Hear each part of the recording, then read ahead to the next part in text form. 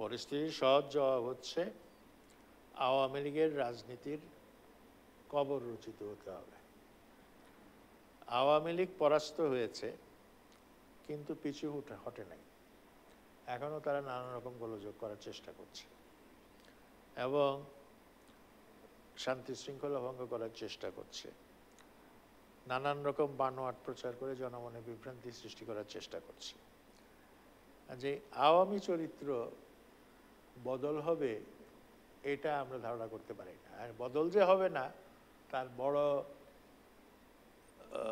মানে সাক্ষী হলো বা বড় পরিচয় হলো যে আওয়ামী লীগ তার কৃতকর্মের জন্য, এত মানুষ হত্যা করার জন্য, এত মানুষকে গুম করার জন্য, আয়নাঘরে নেওয়ার জন্য, লক্ষ লক্ষ রাজনৈতিক কর্মীদের বিরুদ্ধে মিথ্যা মামলা দেওয়ার জন্য, তাদেরকে কারাগারে পচানোর জন্য এবং অগণিত মানুষের জীবনকে দুঃসহ করে তোলার জন্য সে যা করেছে তার জন্য ন্যূনতম যেটাকে বলে অনুশোচনা বা দুঃখবোধ বা আমরা ক্ষমা চাচ্ছি এই ধরনের কোনো বক্তব্য তার পক্ষ থেকে নাই।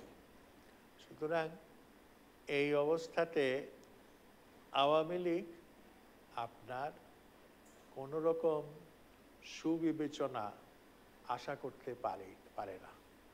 আগে তাদের বিচার হোক, তাদের মধ্যে কতজন অপরাধী সেটা সুনির্দিষ্ট হোক, তারপরে দেখা যাবে তারা কি করবে না করবে, তাদের দলের ব্যাপারে কি করা হবে না হবে।